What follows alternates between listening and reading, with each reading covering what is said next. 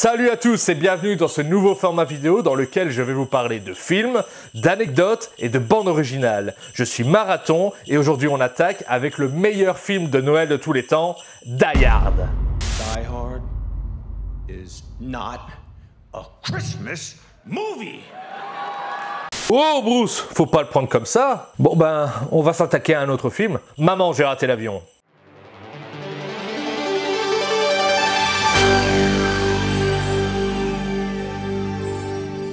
Alors s'il y a bien un film à regarder cette année, c'est quand même Maman, j'ai raté l'avion. Ça nous parle quand même d'un gamin qui reste enfermé chez lui et qui n'a rien d'autre à faire que rester confiné. Toute similitude avec des faits d'actualité n'est que pur hasard.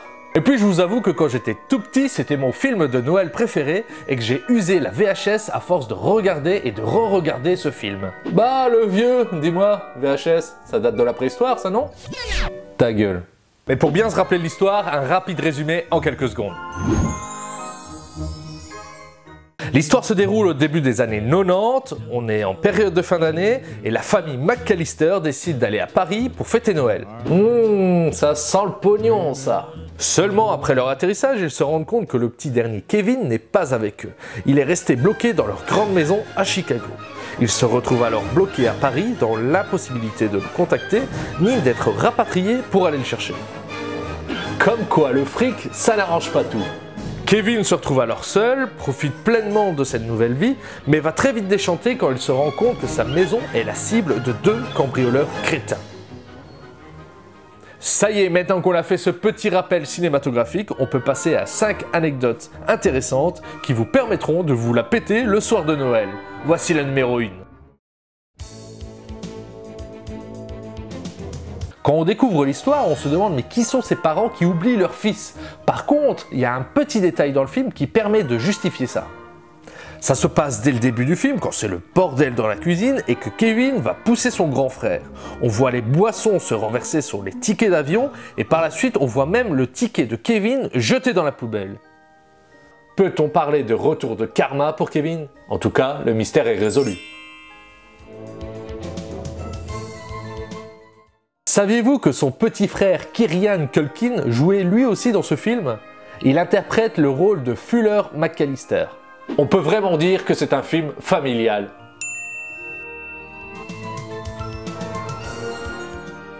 En fait, ce sont des scènes spécialement tournées pour l'occasion qui parodient un film qui existe bien, Angel with the Dirty Face de Michael Curtis en 1938.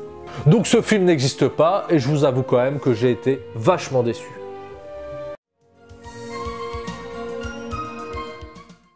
Lors de la scène de la salle de bain, il n'était pas censé garder les mains sur les joues. Dans un élan d'improvisation, il garda ses mains collées et poussa son cri, ce qui renforça le côté humoristique de la scène et donna une image culte de la pop culture. Vous avez vu la similitude avec le tableau Le Cri d'Edvard Munch?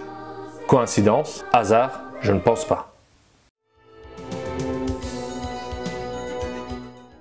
En 2018, il reprend son rôle de Kevin McAllister pour une pub Google. Ça donne lieu à un chouette spot publicitaire qui sent bon la Madeleine de Proust et le sapin de Noël. On est d'ailleurs content de le voir reprendre son rôle, sachant que ce film a un peu bousillé sa vie. On peut dire qu'il n'est pas trop rancunier. Ouais, mais ça pue quand même le pognon.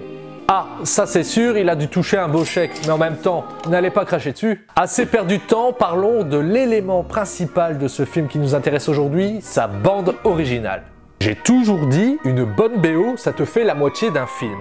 Alors pour faire un film de Noël qui ait de la gueule, autant demander à John Williams. Quoi? Vous ne savez pas qui est John Williams?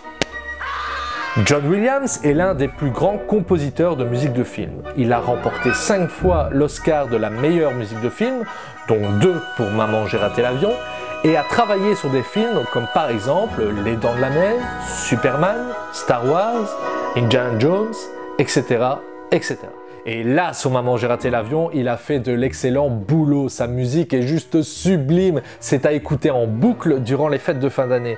Je vais même vous dire quelque chose. Chaque année, quand je monte mon petit sapin de Noël, je me mets sa musique en fond sonore. Ce qu'on peut retenir de cette BO, c'est qu'elle traduit l'esprit de Noël. C'est pas pour rien que notre ami John Williams a reçu 2 Oscars pour ce film. Meilleure chanson originale et meilleure musique de film. Et attention, je voudrais faire une petite mention spéciale pour Carol of the Bells qui littéralement prend aux tripes, même si c'est pas lui qui l'a composée. En fait, l'œuvre originale date de 1916, elle est écrite par Mikola Leontovich, mais il faut quand même avouer que la version de John Williams est supérieure. Alors que dire de plus à part que c'est le film de Noël à voir au moins une fois dans sa vie et que ce film s'est inscrit dans la culture populaire notamment grâce à la performance de Macaulay Culkin qui n'avait que 9 ans à l'époque et qu'on retrouve de l'émotion, du suspense, de l'humour et surtout une BO hors du commun. Chaque vision de ce film éveille en nous cette douce insouciance liée à l'enfance et éveille en nous cette magie de Noël. Alors si j'avais un petit conseil à vous donner, faites comme moi, un petit plaid, un petit chocolat chaud et maman j'ai raté l'avion. Mais surtout, n'oubliez pas que... So yippee-ki-yay to all of you motherfuckers. Good night!